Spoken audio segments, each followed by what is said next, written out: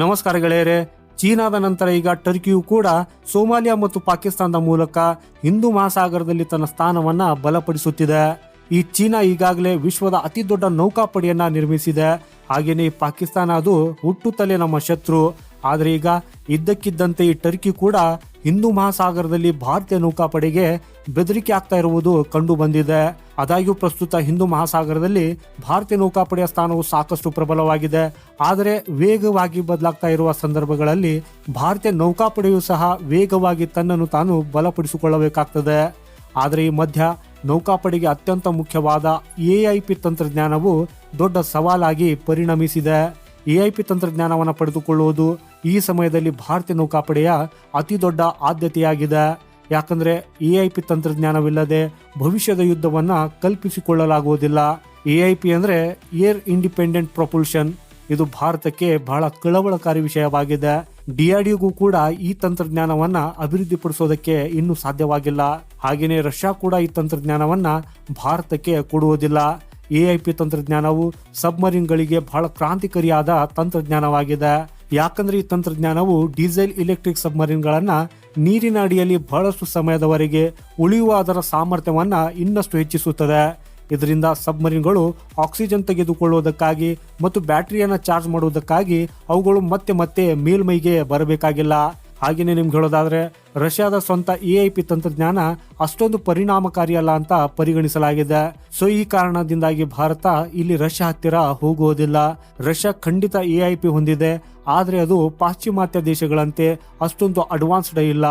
ಆದ್ರೆ ಇಲ್ಲಿ ಭಾರತದ ಶತ್ರುಗಳಾದ ಈ ಟರ್ಕಿ ಮತ್ತು ಚೀನಾ ಇವೆರಡು ಪ್ರಸ್ತುತ AIP ತಂತ್ರಜ್ಞಾನವನ್ನ ಹೊಂದಿವೆ. ಈ ಚೀನಾ ಸ್ವೀಡನ್ ನಿಂದ AIP ತಂತ್ರಜ್ಞಾನವನ್ನ ಪಡೆದುಕೊಂಡಿದೆ. ಹಾಗೂ ಅದು 1990ರಲ್ಲಿ ಸ್ವೀಡನ್ ನಿಂದ ಸ್ಟಾರ್ಲಿಂಕ್ AIP ತಂತ್ರಜ್ಞಾನದ ಕೆಲವು ಭಾಗಗಳನ್ನ ಖರೀದಿಸಿತ್ತು. ಆ ನಂತರ ಈ ಚೀನಾ ರಷ್ಯಾದ ಕಿಲೋ ಕ್ಲಾಸ್ ಸಬ್ಮರೀನ್ಗಳ AIP ತಂತ್ರಜ್ಞಾನವನ್ನ ಅಧ್ಯಯನ ಮಾಡಿದ್ದು ಆ ಸಮಯದಲ್ಲಿ ರಷ್ಯಾನು ಕೂಡ ಅವರಿಗೆ ಸಹಾಯ ಮಾಡಿತ್ತು. ಈ ರೀತಿಯಾಗಿ ಚೀನಾ ತನ್ನ AIP ತಂತ್ರಜ್ಞಾನವನ್ನ ಆ ಕಡೆ ಈ ಕಡೆಯಿಂದ ಜೋಡಿಸುತ್ತಾ ಅಭಿವೃದ್ಧಿಪಡಿಸಿದೆ. ಹಾಗೂ ಸಮಯ ಕಳೆದಂತೆ ಅದನ್ನು ಚೀನಾ ಇನ್ನೂ ಹೆಚ್ಚು ಸುಧಾರಿಸುವುದಕ್ಕಾಗಿ ಪ್ರಯತ್ನಿಸಿತು. ಸದ್ಯಕ್ಕೆ ಚೀನಾ ಹತ್ತಿರ AIP ಅಂತೂ ಇದೆ, ಆದ್ರೆ ಅದು ಅಲ್ಟ್ರಾ ಮಾಡರ್ನ್ ಅಲ್ಲ. ಇದರ ನೀರಿನ ಅಡಿಯಲ್ಲಿ ಉಳಿಯುವ ಸಾಮರ್ಥ್ಯ ಕೇವಲ 14 ದಿನಗಳು ಇದೆ. ಹಾಗೂ ಈ ಟರ್ಕಿ ತನ್ನ ಸಬ್ಮರೀನ್ಗಳಿಗೆ ಈ AIPಯ ತಂತ್ರಜ್ಞಾನವನ್ನ ಜರ್ಮನಿಯಿಂದ ಪಡೆದುಕೊಂಡಿದೆ. ಆದಾಗ್ಯೂ ಈ ಟರ್ಕಿಗೆ ಇನ್ನು ತನ್ನದೇ ಆದ AIPಯ 100% ಅನ್ನ ತಯಾರಿಸುವುದಕ್ಕೆ ಸಾಧ್ಯವಾಗಿಲ್ಲ. ಹಾಗೂ ಅದು ತನ್ನ ಸಬ್ಮರೀನ್ಗಳಲ್ಲಿ ಈ ಜರ್ಮನಿ ಆಧಾರಿತ AIP ತಂತ್ರಜ್ಞಾನವನ್ನ ಬಳಸ್ತಾ ಇದೆ. ಸೊ ಗೆಳೆಯರೆ, ಈ ರೀತಿಯಲ್ಲೇ ಭಾರತದ ಶತ್ರುಗಳು ಈ AIP ತಂತ್ರಜ್ಞಾನವನ್ನ ಪಡೆದುಕೊಂಡಿವೆ. ಆದ್ರೆ ಇಲ್ಲಿ ನಮ್ಮ ಭಾರತಕ್ಕೆ ಈ AIP ತಂತ್ರಜ್ಞಾನವು ಇನ್ನು ಸವಾಲಾಗಿದೆ. ಹಾಗೆ ನೋಡೋದಾದ್ರೆ DRDO ತನ್ನದೇ ಆದ AIP ತಂತ್ರಜ್ಞಾನವನ್ನ ಅಭಿವೃದ್ಧಿಪಡಿಸುತ್ತಿದ್ದು ಈ ಜರ್ಮನಿ ಪ್ರಾಜೆಕ್ಟ್ 75 ಇಂಡಿಯಾದ ಅಡಿಯಲ್ಲಿ ಭಾರತಕ್ಕೆ AIP ತಂತ್ರಜ್ಞಾನವನ್ನು ಕೊಡೋದಕ್ಕೆ ಸಿದ್ಧವಾಗಿದೆ.